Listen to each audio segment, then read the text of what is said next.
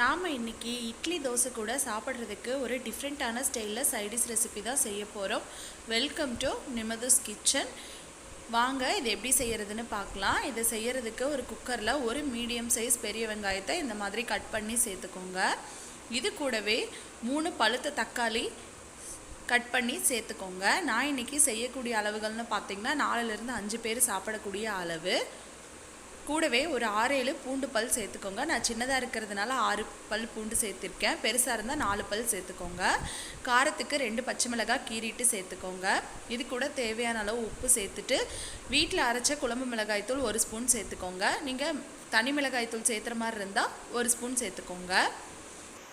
1/4 teaspoon மஞ்சத்தூள் சேர்த்துட்டு 1 tumbler அளவுக்கு தண்ணி சேர்த்துக்கோங்க. தக்காளியில் ஏற்கனவே தண்ணி இருக்கும், அதனால் நம்ம 1 டம்ளர் மட்டும் தண்ணி சேர்த்துட்டு நம்ம வேக வச்சு எடுத்துக்கலாம். இதை மூடி போட்டு மூடி வச்சு 5லேருந்து 6 விசில் மீடியம் ஃப்ளேமில் வச்சு விட்டுக்கோங்க. தக்காளி நல்லா வெந்து வந்துடும். ப்ரெஷர் ரிலீஸ் ஆகிற வரைக்கும் வெயிட் பண்ணுங்கள். பாருங்கள், இப்போ நம்ம ஓப்பன் பண்ணியாச்சு. நமக்கு தக்காளி சூப்பராக வெந்து வந்திருக்கு. இதை மேஷர் இல்லைன்னா பருப்பு மத்து வச்சு நல்லா கடைஞ்சி விட்டுக்கோங்க. தக்காளி இருக்கிற இடமே தெரியக்கூடாது, அந்தளவுக்கு நல்லா கடைஞ்சி எடுத்துக்கோங்க. இது கூட 1 கரண்டி அளவுக்கு இட்லி மாவு நான் சேர்த்துருக்கேன். வீட்டில் அரைச்ச இட்லி மாவு தான், புளிப்பானதாக எடுத்துடாதீங்க, ஃப்ரெஷ்ஷான மாவாக எடுத்து சேர்த்துக்கோங்க. நீங்கள் இந்த இட்லி மாவுக்கு பதிலாக நீங்கள் கடலை மாவு, பொட்டுக்கடலை மாவு கூட நீங்கள் சேர்த்துக்கலாம். இது சேர்த்துட்டு ஒரு முறை நல்லா கலந்து விட்டுக்கோங்க. நான் இட்லி மாவில் உப்பு சேர்த்துருக்கிறதுனால நான் திரும்பவும் உப்பு சேர்த்தலை. நீங்கள் சேர்த்தலைன்னா நீங்கள் பார்த்து சேர்த்துக்கோங்க. இப்போ எனக்கு கெட்டியாக இருக்கிற மாதிரி இருக்குது, அதனால கொஞ்சமாக தண்ணி சேர்த்துக்கிறேன். இது நம்ம கொதிக்க வைக்கும்போதே குழம்பு கெட்டியாகும், நம்ம இட்லி மாவு சேர்த்துருக்கிறதுனால.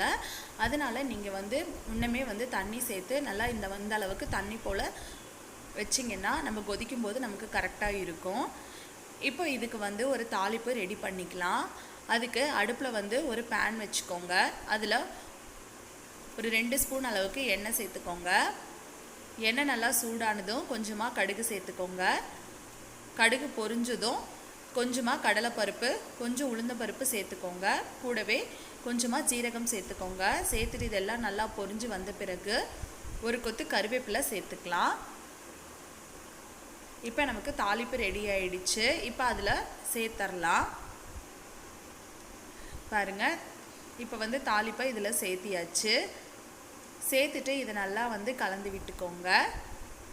இப்போது அடுப்பு ஆன் பண்ணி மீடியம் ஃப்ளேமில் வச்சு இதை ஒரு 5லேருந்து 6 நிமிஷம் நல்லா கொதிக்க விட்டுக்கலாம்.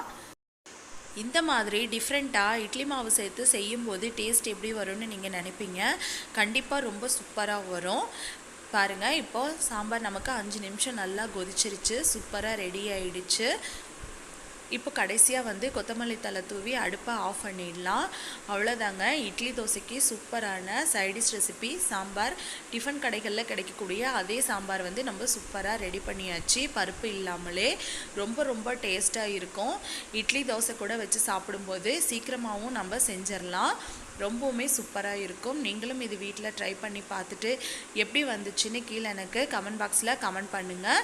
இந்த வீடியோ பிடிச்சிருந்தா வீடியோக்கு ஒரு லைக் கொடுங்க. மறக்காமல் நம்ம சேனலையும் சப்ஸ்கிரைப் பண்ணிக்கோங்க. பக்கத்தில் இருக்க பெல் ஐக்கானையும் கிளிக் பண்ணிக்கோங்க.